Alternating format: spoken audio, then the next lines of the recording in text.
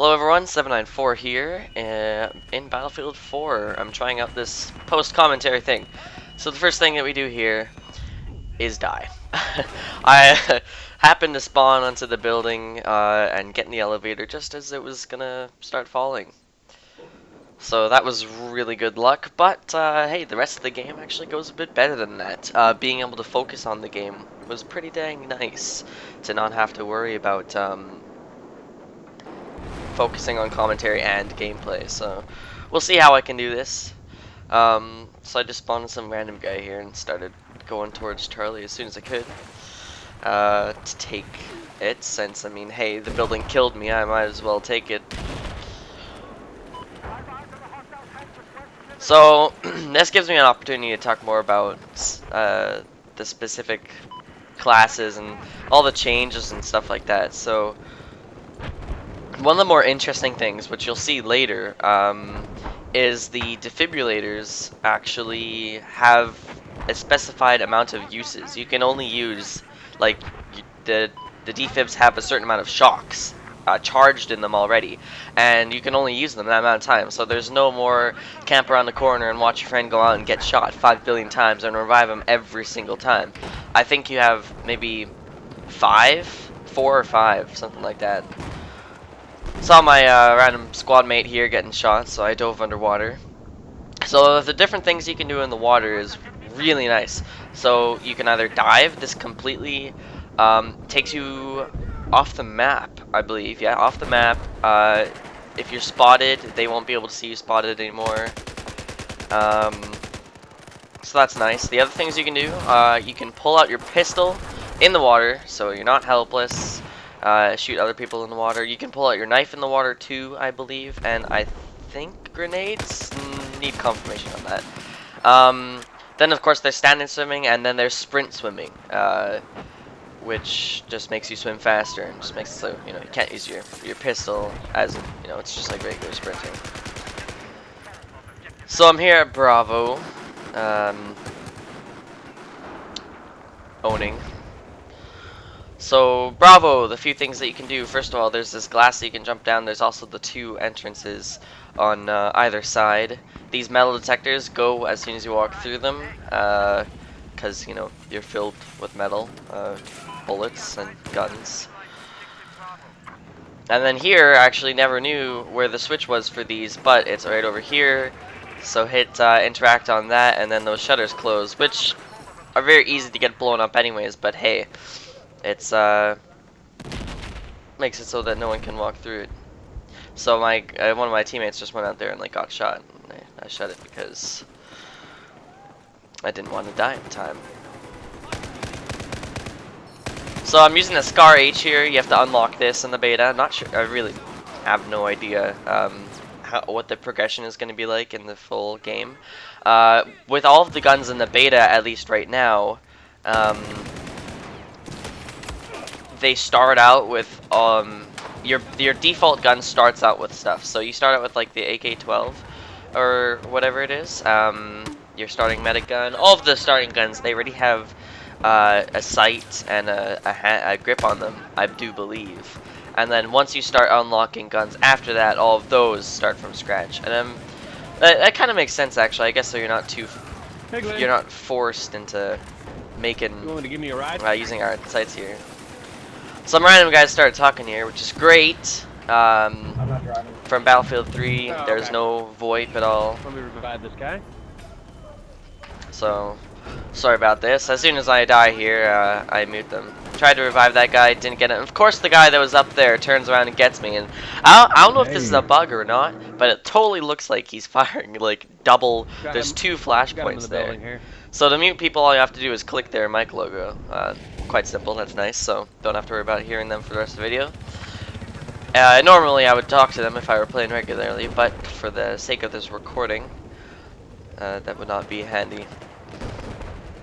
But yeah, the gun over there, it looks like there's 2 muzzle flashes, and it looks like he's holding 2 guns in front. I think right here it happens again. I know it does sometime later at least. So, I haven't had a chance to use the battle screen yet. And basically, for those of you who don't know, see, if you look back there, then you can see that I had ammo on my defibrillators. It had certain uses, and it went down one when I used them there. You have to stop sprinting in order to throw med packs down. You can't throw them while you're sprinting, so. And then you just pick it up, and then it heals you to full, so that's nice. Now, what was I saying before I cut myself off about the defibrillators? Can't remember. Oh yeah, the battle screen. It's basically, see, he meant to like stand under there, but it doesn't work that way. The battle screen is basically a huge map you can use. I haven't used it yet. You can open up if you have more than one monitor, or if you play in really small window mode, which I don't know who would. But if you have more than one monitor, you can have the game running on one, and then on the next monitor you can have the battle screen, which is basically the entire map with everything that's going on it. So anytime there's enemies spotted on either team, it shows them there, and it's really handy. It's basically makes the mini-map, you don't need to be limited to just your area on the mini-map. You still can make the mini-map bigger and more zoomed in, like you could in Battlefield 3. However, also like Battlefield 3, as soon as you die, you have to do it again. So it's kind of annoying. See, here I had 3 shocks, and I used one of them.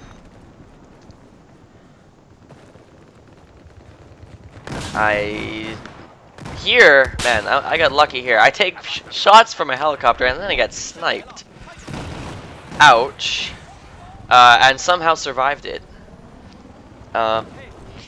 Obviously the sniper didn't make such a good shot. So I'm going for the little rocket launcher here. And then this helicopter crashes. I'm like, oh boy. And then there's a guy right there, and I figure, hey, if I'm gonna die anyways, I'm gonna take us both out. So, there you go. If I'm going down, I'm taking someone with me. I only got to use that one shot from it, but that was better than using no shots. So I spawned right on Charlie here again. Spotted the chopper. Gotta help out the team spawning. It's a bit hard to tell sometimes when the base is neutralized if the circle is going down, if you're taking it or if it's being taken. It's a bit annoying. Because I think normally I'm not really quite sure what to say about that, actually. Yeah. Either way, moving on. Bunch of guys there. I got the assist. Not even the assist on that guy before I got sniped and I started running. Gotta be smart, standing still or going out after getting sniped. I attempted to be sniped. Not such a good idea. Could have had that guy, but someone else got him. That's okay. For the team, for the horde!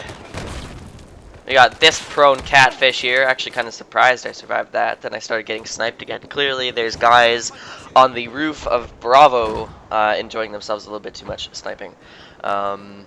I think I actually tried to go up there later and there was just a billion people. I'm not sure if it was in this recording or not though. But so I'm really liking the beta so far. I just actually as of the time of recording this, I changed my field of vision, and it is crazy looking. On I actually tried changing the field of vision to max. You can see I'm going 12 and 3 here, which I think is pretty dang good, especially considering one of those deaths was just me getting owned by the building at the very start without knowing. So I'm practically 12 and 2, which is pretty dang good, I'd say. Anyways, as I was saying, I changed the FOV to max, which is 120, and oh man, I swear on triple monitors I can see behind me. It looks pretty crazy. However, it's quite disorientating, and all the enemies are everyone is very small. So I changed it down to 90 to see how that would be, and I actually really liked it. So the next recording that I'll be doing, I have a few recordings to go through first, but the next recording that I record will be with 90 FOV. I would love to record in triple monitors, but then unless you also have triple monitors, you'll just see a little strip in the middle of the screen of the video. So I can't imagine you'd want that. But you'll see it's still 1080p, standard 1920 by 1080p with that field of vision, which would be pretty crazy. Hopefully it's not too disorienting for you guys. It makes the game feel much more fast-paced. Got owned by those guys there. Jeez, bad luck. Small fell down. Okay, here, I'll give you a moment to talk about the spawn screen here. So, the spawn screen, you can see your squad mates' cameras, which, as you saw there, my guy was kind of owning them. That was pretty cool. The spawn screen has been greatly improved. We have another guy, I think, randomly talking here, and I went to mute him later, you'll see, but clicking on it didn't do anything, and so I just, you know, gave up on it. But he doesn't really talk much anyways. I wonder if they'll fix the elevator there. As long as they're using it, they're staying on the bottom until it gets to the top, and then they teleport to the top rather than actually moving up like an elevator would do. So the spawn screen is fantastic. Battlefield 3, you just had, well, you had your weapon selection on the front, on the bottom of the screen. You had the small map, just on the right side of the screen. And then you had your squad mates so you could choose to spawn on, and things like that. And here, I ran over myself with a truck. So take 2 deaths off of my KD at the very end of this round. That was fun. I got out there because I swear to God I was probably going to go get down there and get shot by a tank anyways, and I figured there might be a guy there. I think there was. But no, I just decided to hop out. There's the Jeep that killed me. Oh, actually, I just noticed you could actually still see my emblem on there. I'll talk about emblems in another video. Anyways, now that I've cut myself off a billion times about this, the spawn screen.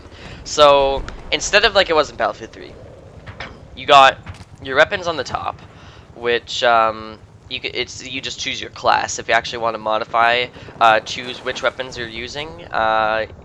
Fairly sure, yeah, it brings you to the weapons screen, where you choose everything, customize screen. But the main improvement is that you can click anywhere on the map, rather than choosing the base off the list of bases. Oh, I switched to my engineer here to start giving the PDWs a shot, because I haven't done much here. And then I became a party for spawning on. You can see here, yeah, party all around. Yep, everyone's here. Bunch of guys up there, between Bravo and Alpha, there was just a ton of people. So this is the MX-4, it's the PDW you start with. It's pretty good. It's fast. It's a standard PDW, you know. No, it's got a little bit more recoil than things like the P90 and stuff, but I actually unlocked the PP2000, and I really like it. So I'll probably also be using that next video. Anyways, I don't want to spoil too much about the next video, even though it would be probably 4 videos from now. Okay, battle screen. No, the spawn screen. It's big. The entire map, you can click anywhere, any of the bases on the map, and you get the little camera vision of the standard camera. Got owned there. The camera from that objective. You can also see the status of all of them, things like that. Same thing with squad mates. You can spawn on vehicles from there, so you can see, even right now, where now it's just on the screen right there, you could see the transport helo flying around. And I could have just double clicked on it, which is great. It's not, rather than selecting someone then clicking deploy, or selecting the base and clicking deploy, you can just double click on them. And then I lost connection. So yeah, anyways, thanks for watching, and I'll catch you next time.